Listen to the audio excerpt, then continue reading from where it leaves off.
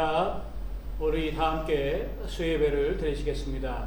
특별히 마음과 뜻과 또 몸을 하나님께 드려서 예배드리는 이 시간 되기를 축복합니다.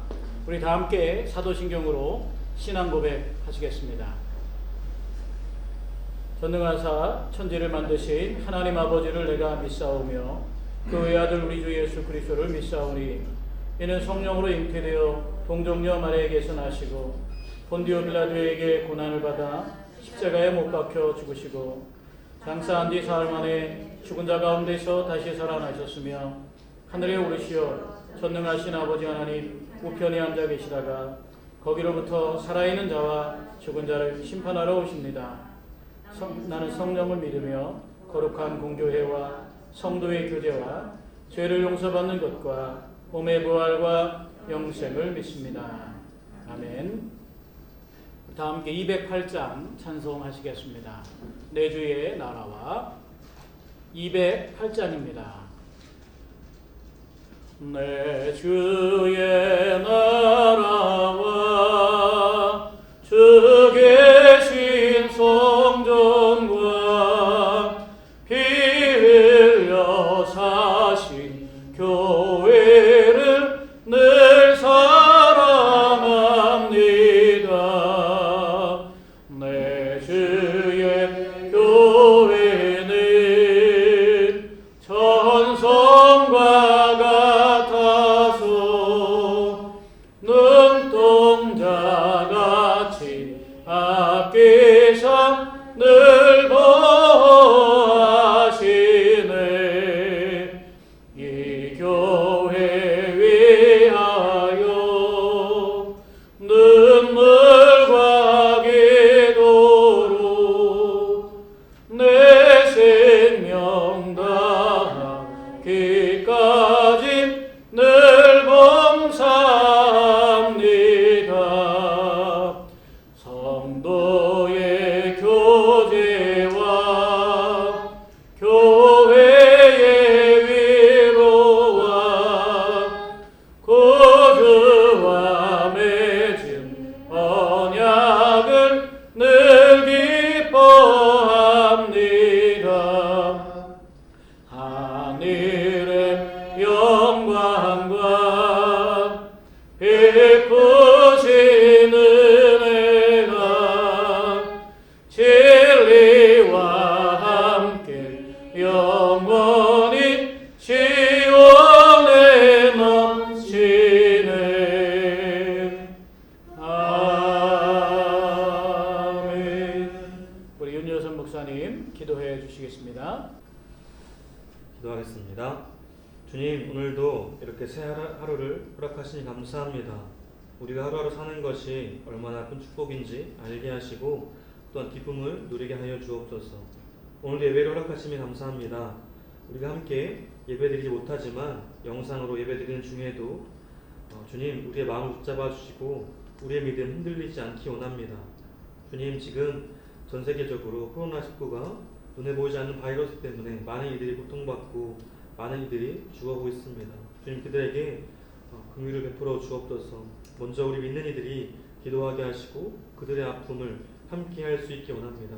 또한 이 시간 우리의 신앙을 볼 수 있는 기회가 되기 원합니다. 우리의 나약함, 우리의 죄성으로 인해 주님과 멀어지지 않게 되기 원합니다. 단단히 우리를 붙잡아 주시고 우리에게 소망이 되시는 주님을 만나게 하여 주옵소서. 오늘 말씀 전하시는 담임 목사님에게도 함께 하시고 이 말씀 가운데 우리가 깨어지게 하시고 주의 말씀 듣는 가운데 위로의 시간이 될 수 있도록 주여 인도하여 주옵소서. 감사하며 예수님 이름으로 기도드렸습니다. 아멘. 오늘 우리에게 주시는 하나님의 말씀은 요한복음 2장 19절부터 22절 말씀입니다. 요한복음 2장 19절에서 22절 말씀. 신약성경 145쪽에 있습니다. 찾으신 줄 알고 제가 받들어 읽겠습니다. 예수께서 대답하여 이르시되 너희가 이 성전을 헐라 내가 사흘 동안에 일으키리라.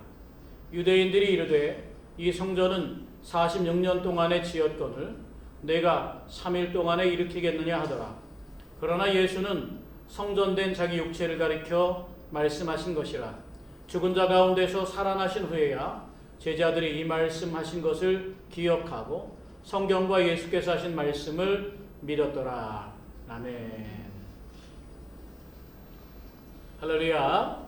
오늘은 요한복음 2장 19절에서 22절 말씀을 가지고 땅의 중심, 하늘의 중심이라는 말씀을 여러분에게 전해드리고자 합니다.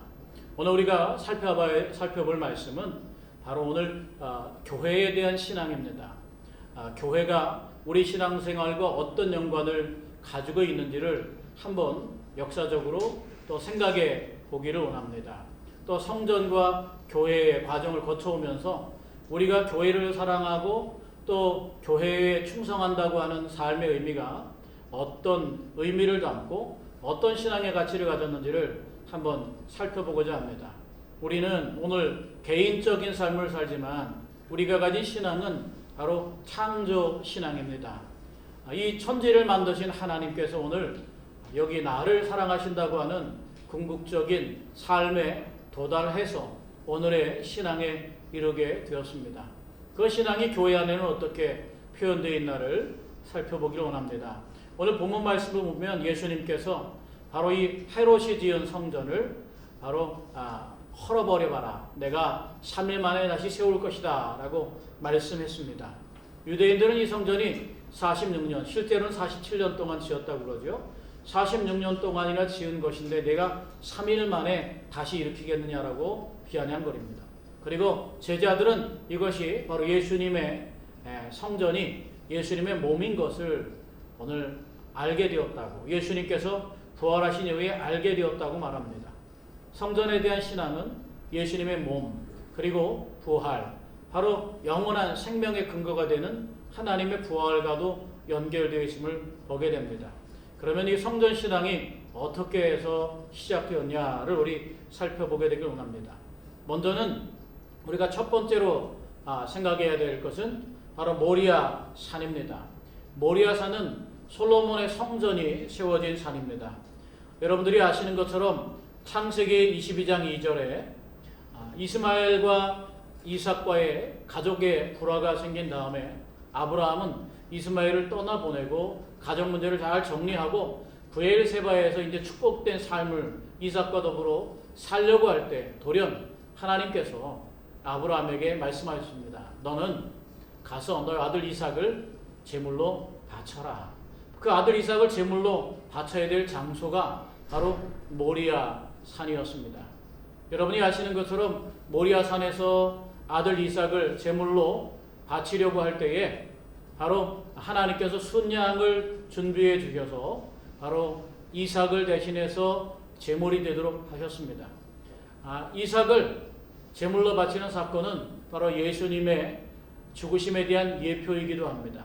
이삭을 대신해서는 수양이 준비되어 있었지만 예수님을 위해서는 예수님의 죽음은 실제적인 것이었고 예수님을 대신할 어떤 죽음도 없었음을 보면서 그 모리아산에서 이삭을 바쳤던 일들이 바로 오늘 예수님과 관계 맺고 있다는 것을 말씀하면서 그런 예비적인 단계의 희생이 아니라 완전한 희생을 가졌던 예수님, 우리의 영원한 성전이 되셨던 예수님이 바로 그렇게 희생하셨음을 보여주고 있습니다.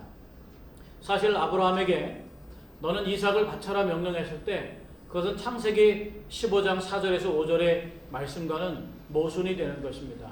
하나님은 아브라함에게 너의 몸으로 날 자식을 통해서 정말 내 민족을 창대케 할 것이라고 약속했는데 그 유일한 자식을 바로 모리아산에서 바치라라고 말씀했습니다. 우리도 신앙생활을 하다 보면 하나님의 뜻은 때로는 모순이 되는 것을 발견하게 됩니다. 크게 쓰이는 사람, 온전히 사용되는 사람에게 때로는 우리가 이해할 수 없는 모순이 우리에게 찾아온다면 그것은 바로 하나님께서 함께하고 계시다는 중요한 증거가 될 수 있습니다. 신앙은 그래서 해석의 문제인데 이런 모순의 문제를 아브라함은 어떻게 해석했을까요? 이런 모순의 문제를 아브라함이 어떻게 해석했느냐가 구약에 나오지 않지만 신약의 히브리서 11장 17절에서 19절에 보면 하나님이 능히 이삭을 죽은 자 가운데서 살릴 줄로 생각했노라고 바로 사도 바울은 그렇게 아브라함의 믿음, 아브라함의 모순된 하나님의 명령에 대한 해석을 그렇게 했다는 거죠. 모순을 극복하는 것은 바로 믿음이다라고 하는 겁니다. 우리 삶에 모순이 생기고 또 불확실이 생기고 알 수 없는 일들이 생긴다면 그것을 이겨나가는 것은 바로 믿음인 줄로 믿습니다. 아브라함이 그 이삭을 죽은 자 가운데서 살려내실 것을 믿었다고 바울이 아브라함의 그 순종을 해석한 것처럼 우리도 우리의 모순된 삶을 정리해 주실 하나님이 계시다고 믿게 되기를 축복합니다. 그것이 바로 구원에 관계된 일입니다. 유대인의 성서라고 하는 미드라시라고 하는 성경에 보면 하나님께서 아담을 창조하실 때 바로 이 모리아 산의 흙을 취해서 아담을 만들었다는 이야기가 전해집니다. 또 노아가 방주를 가지고 구원받은 다음에 홍수가 그치고 제일 먼저 나와서 제단을 쌓은 곳이 이 모리아 산이다라고 하는 이 모리아 산에 대한 역사적인 정황, 신앙적인 정황을 이렇게 유대인들은 중요하게 여기고 있습니다. 다시 말하면 하나님의 구원 그리고 하나님의 약속이 모리아산에 있었음을 보게 됩니다. 두 번째 이 성전이라고 할 수 있는 그 터는 바로 우리가 아는 것처럼 오르난의 타작마당입니다. 사실 오르난의 타작마당과 모리아산은 같은 장소이지만 다윗이 바로 이 오르난의 타작마당을 여부스 족속에게서 은 50세겔을 주고 샀다고 성경은 기록하고 있습니다. 사실 이 성전을 이 오르난의 타작마당은 굉장히 중요한 의미를 갖습니다. 왜 오르난의 타작마당이라고 이름 붙였느냐? 사실 오르난의 타작마당은 우리가 그리스에 가면 그리스 신전이 가장 높은 곳에 있지 않습니까? 오르난의 타작마당이 그런 곳입니다. 주변에서 제일 높은 곳에 그곳에 타작마당을 만들고 바로 이 가나안의 백성들은 타작마당 옆에 바알 신전을 만들어서 거기서 추수하면서 풍성함을 준 바알을 노래하며 그런 우상을 그렇게 섬겨갔다고 하는 겁니다. 그런데 이 다윗이 오르난의 타작마당을 산 이후에 어떻게 했느냐? 그 오르난의 타작마당에 성전을 지을 계획을 세웠다는 거죠. 우상을 혁파하는 삶에 대해서 굉장히 중요하다는 거예요.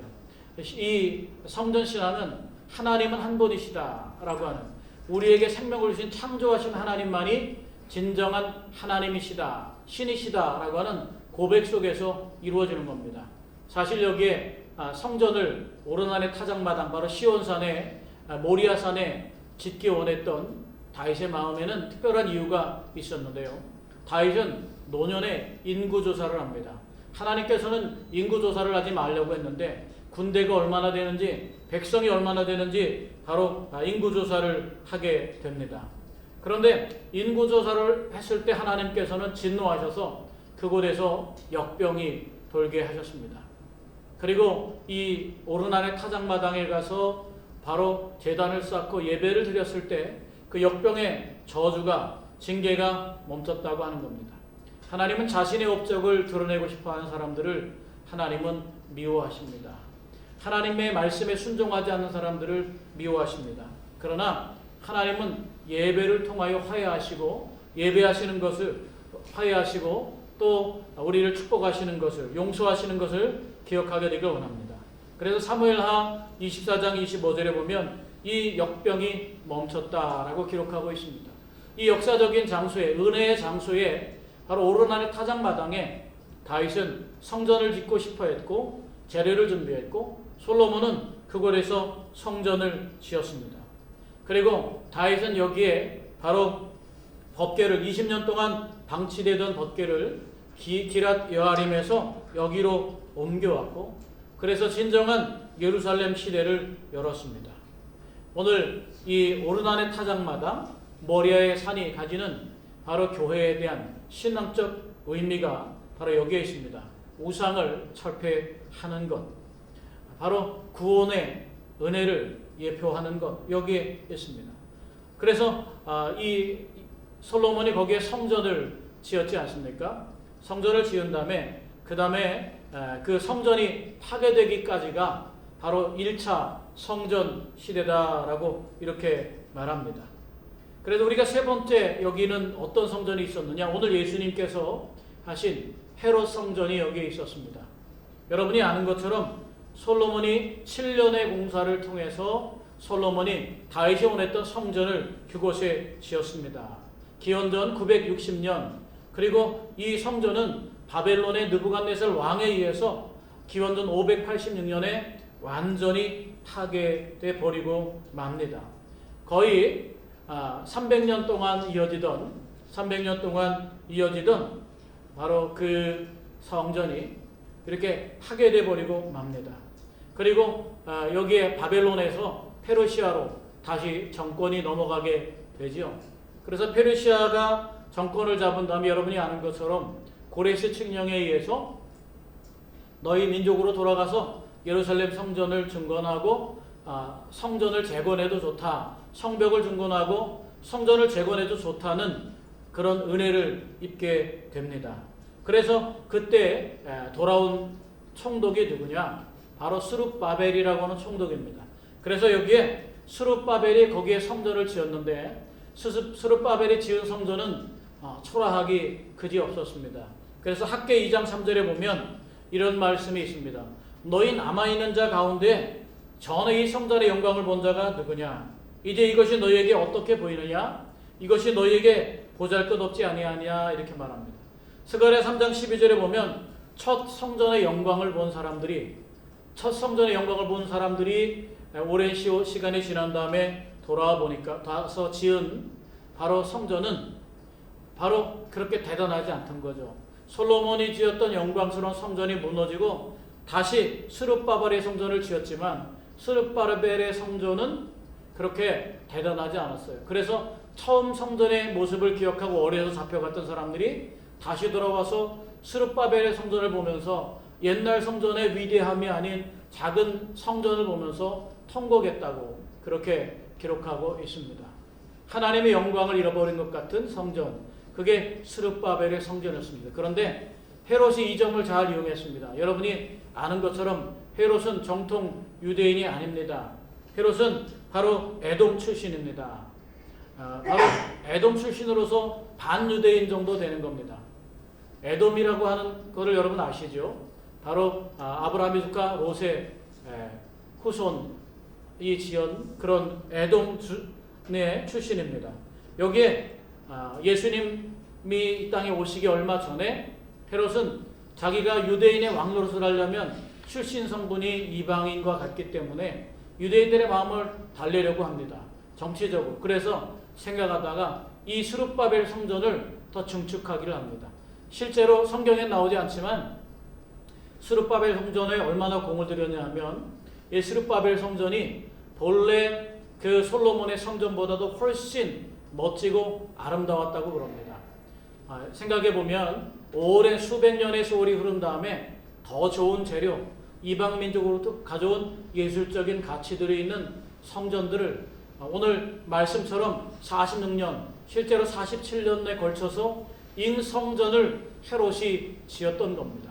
사람들은 역사적인 정황이 어쨌든 그 헤롯 성전을 좋아했습니다. 어쨌든 하나님의 성전이 웅장해지는 것을 좋아하고 기뻐했지만 예수님께서는 그곳에서 참 교회다움을 발견하지 못했습니다. 여러분이 아시는 것처럼 예수님께서는 성전에 가서 장사하는 사람, 돈 바꿔주는 사람들을 향해서 채찍질하며 화를 냈던 기억을 우리는 가지고 있습니다. 예수님께서 그 성전을 헐어라! 그러면 내가 사흘 만에 다시 짓겠다라고 이렇게 말씀하셨음을 보게 됩니다. 결국 헤롯의 성전은 가장 웅장했지만 솔로몬의 성전보다 더 대단했지만 그럼에도 불구하고 그것에서 하나님과의 관계에 있어서는 예수님이 기뻐하지 않는 성전이었음을 보게 됩니다. 그래서 이것을 2차 성전 시대라고 그렇게 말합니다. 그리고 여기에는 시온산이라는 개념이 있습니다. 우리가 첫 번째는 모리아산, 두 번째는 오르난의 타작마당, 세 번째는 헤롯 성전, 그리고 이제 시온산이 무엇이냐라고 하는 겁니다. 사실 이스라엘에는 여러분이 아는 이 예루살렘에 가보시면 아시겠지만 예루살렘의 저쪽에 협곡에서 보면요, 예루살렘 성벽이 꼭대기로 보이는 게 아니라 아래로 내려다 보입니다. 예루살렘 성전이 있고 성이 있는 그 주변은 전부 다 이렇게 큰 산으로 둘러싸여 있습니다. 그래서 건너편에 보면 예수님이 하셨던 기념교회들이 있고 유대인의 묘지가 있는데, 그곳에서 예루살렘을 탁 내려다 보면 특이한 점이 하나 있는데, 예루살렘 성벽에 들어가는 문 가운데 하나를 막아놨어요. 왜 막아놨냐 하면 메시아가 그리로 오실 것이라고 하는 그 전설 때문에 이슬람이 그곳을 정복했을 때 그 성벽에 메시아가 들어오시리라고 하는 그 성벽의 그 입구를 막아버리고 말았다고 그럽니다. 어쨌든 감람산에서 이렇게 내려다 보면 예루살렘이 아래로 보입니다. 실제로 시온산은 가운데 솟아 있고 주변에 큰 산들이 이렇게 병풍처럼 모여 있는 걸, 둘러싸고 있는 걸 보게 됩니다. 그런데 특이한 점이 있습니다. 예루살렘에 갈 때는, 하나님의 성전이 있는 곳에 갈 때는 그곳이 더 낮은데도 항상 거기를 올라간다, 히브리어로 히라는 단어를 씁니다. 항상 올라간다는 단어를 쓰더라라고 하는 겁니다. 그것은 정말 그냥 어떤 지리적인 낮음으로 보는 게 아니라 바로 하나님의 존귀와 영광의 높이로 바로 그 시온산이 치장되어 있음을 보게 됩니다. 그래서 시온산은 낮지만 무조건 올라간다는 표현을 씁니다. 마태복음 23장 27절에 예수님께서 암탉이 그 새끼를 날개로 보호하듯 예루살렘아 예루살렘아 통곡하시면서 내가 너희를 암탉의 날개로 그 새끼를 보호하듯 얼마나 너희를 품으려고 했는지를 아느냐. 바로 그 예루살렘 지형에, 예루살렘을 주변에서 병풍처럼 둘러싸인 산의 지형, 바로 그게 암탉이 날개로 새끼를 보호하는 모양, 이것이 그것입니다. 또 시편 125편 1절 2절에 보면 다윗은 이렇게 말합니다. 여호와를 의지하는 자는 시온산이 흔들리지 아니하고 영원히 있음 같도다. 산들이 예루살렘을 두름과 같이 여호와께서 그 백성을 지금부터 영원까지 두르시리로다. 다윗은 산들이 예루살렘을 두름과 같이 여호와께서 그 백성을 지금부터 영원까지 둘러주시리라고 고백하고 있습니다. 그게 시온산의 의미입니다. 낮은 산이지만 올라가는 곳, 그게 시온산입니다. 시편 120편 1절에 말하기를 이렇게 말합니다. 사람들이 내게 말하기를 여호와의 집에 올라가자 할 때에 내가 기뻐하였도다. 실제로 내려가는 길인데 올라가는 곳이라고 말하고 있습니다. 예레미야 31장 6절에 보면 에브라임산 위에서 파수꾼이 외치는 날이 있을 것이라. 이르기를 너희는 일어나라. 우리가 시온에 올라가서 우리 하나님 여호와께로 나아가자 하리라. 시온이 낮지만 올라가는 이유는 우리 하나님 여호와께로 나아가는 일이기 때문이다 라고 말하고 있습니다. 바로 이 시온산은 바로 지리적인 관념으로서가 아니라 하나님께 올라가는, 나아가는 곳으로서의 우리가 흠모가 사랑해야 될 높은 기림을 보게 됩니다. 오늘 예수님께서 두세 사람이 모인 곳에 내가 너희와 함께 있다고 말씀하신 이후에 이런 지리적인 요건, 신앙적인 요건, 역사적인 요건을 넘어서서 교회가 우리에게 다가오고 있습니다. 초대교회에는 건물이 없었습니다. 환난과 핍박을 당했습니다.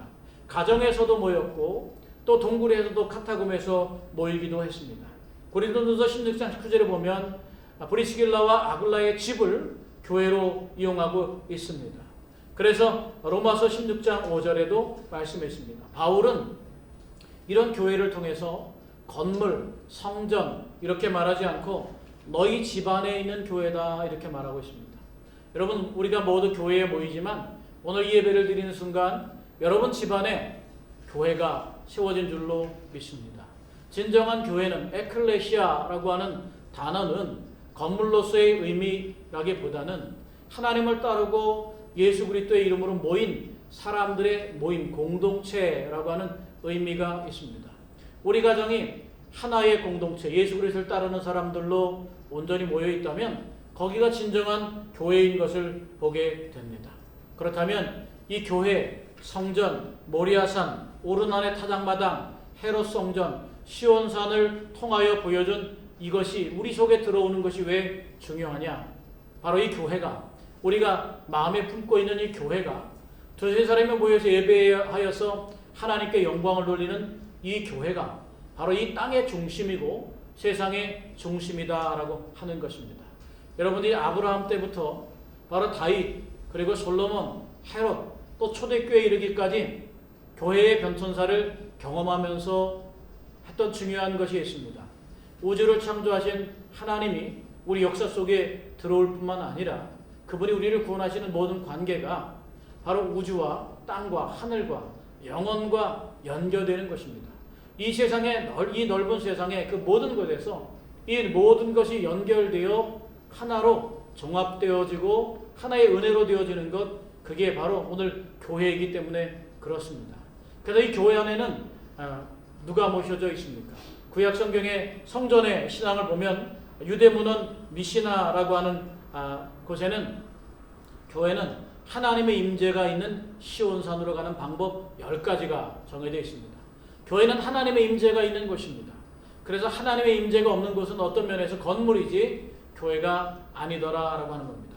미시나에 보면 유대 교회 보면요, 예루살렘에 가보면은 그 예루살렘의 건물들이 사실 유대에 가면은, 이스라엘에 가면 특이한 점이 있는데 수천 년 된 지명을 그대로 쓴다는 거예요. 예루살렘도 얼마나 오래된 성전인지 몰라요. 다윗이 성을 쌓은 지가 벌써 3,000년 정도 되어가고 있지 않습니까? 그런 도시의 옛 이름을 그대로 쓰면서 그 지형을 그대로 쓰면서 건물도 돌로 지은 건물들이 그대로 있는데 여기에는 그 예루살렘에는 바로 발코니가 없다고 합니다. 하나님의 임재가 있는 거룩한 도시에 쓰레기를 버릴 수 없도록 하기 위해서 발코니가 없다고 하는 거예요. 밖으로 뭘 버릴 수 없도록 했다고 하는 거예요. 그리고 이 성전이 보이는 곳에서는 공중 화장실을 어디에도 만들 수 없도록 그렇게 더럽고 또 그런 것들이 그 하나님이 계신 곳에 있지 않도록 했다라고 하는 걸 보게 됩니다. 그래서 이 성전에서는, 그래서 예루살렘에서 이스라엘은 바로 성전에 바치는 첫 번째 제물은 항상 바로 그 땅에서 난, 이스라엘 땅에서 난 수확물만, 그 농수산물만 바치도록 되어 있더라라고 하는 거예요. 첫 열매를 그렇게 드립니다. 그래서 여기 이 땅이 거룩한 것임을 보게 됩니다. 그리고 이 성전의 구조를 보면 이방의 산이 있습니다. 이방의 산이 있고 이방의 뜰이 있고, 그리고 그 안에 들어가면 여인의 뜰이 있고, 그리고 이스라엘의 뜰이 있습니다. 그리고 더 들어가면 제사장의 뜰이 있습니다. 제사장의 뜰 안에 들어가면 성소가 있습니다. 하나님의 임재를 상징하는 성소. 성소 더 안에 들어가면 지성소가 있음을 보게 됩니다. 이게 무엇을 나타내느냐? 바로 이방의 산, 이 열방에서 이 모든 땅이 하나님의 성전을 중심으로, 이스라엘은 그것을 시오니즘이라고 하지만 그거를 실제적인 이스라엘 땅을 통해서 팔레스타인 지역에 하나님의 통치하는 새로운 나라가 세워질 것이라고 생각하지만, 이것은 오늘 그리스도를 바로 성전으로 믿는 우리들에게는 이것은 바로 오늘 예수 그리스도를 나의 주님으로 고백하는 신앙의 중심이 바로 여기에 있다는 것을 우리는 금방 알 수가 있습니다. 거기에 보면 세계의 중심이 이스라엘의 중심이 되고, 이스라엘의 중심이 바로 예루살렘이 되고, 예루살렘의 중심이 바로 성전이 되고, 성전의 중심이 지성소가 되고, 지성소의 중심이 바로 성소가 되는 거예요. 그리고 성소의 중심은 바로 아론의 쌍난지팡이와 십계명 돌판이 있는 바로 법궤가 되는 것이고, 법궤의 중심은 바로 십계명이 되는 것입니다. 하나님의 말씀이 되는 것입니다. 교회 안에는 그래서 온 우주로부터 이 모든 민족, 그리고 이 나라, 또 한 지역, 또 개인, 또 영혼과 삶, 이 모든 것들이 점점점 좁혀오면서 결국 우리가 예수 그리스도를 주로 고백하는 하나님의 교회를 사랑한다고 하는 것은 우주를 아는 것이고, 구원을 아는 것이고, 육체를 아는 것이고, 영혼을 아는 것입니다. 너희 몸을 하나님이 기뻐하신 거룩한 산 제사로 드려라.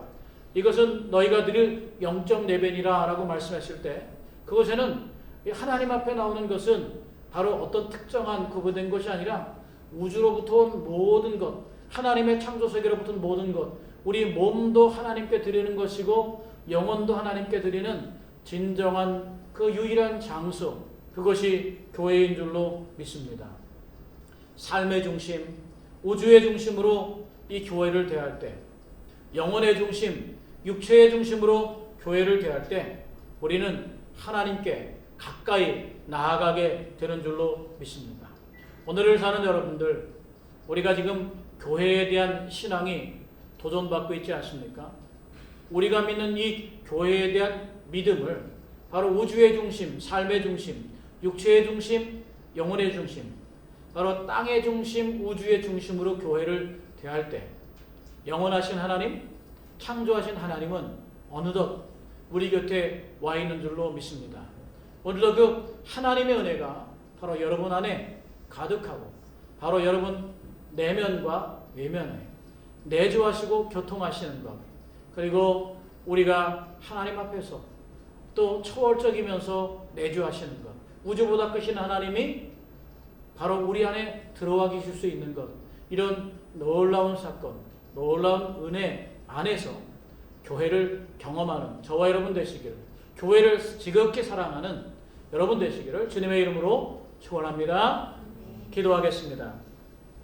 하나님 아버지, 땅의 중심, 하늘의 중심, 우주의 중심, 생명의 중심, 주님 모든 것의 중심이 되시는 하나님의 은혜가 교회 안에 함축되어 있음을 믿습니다.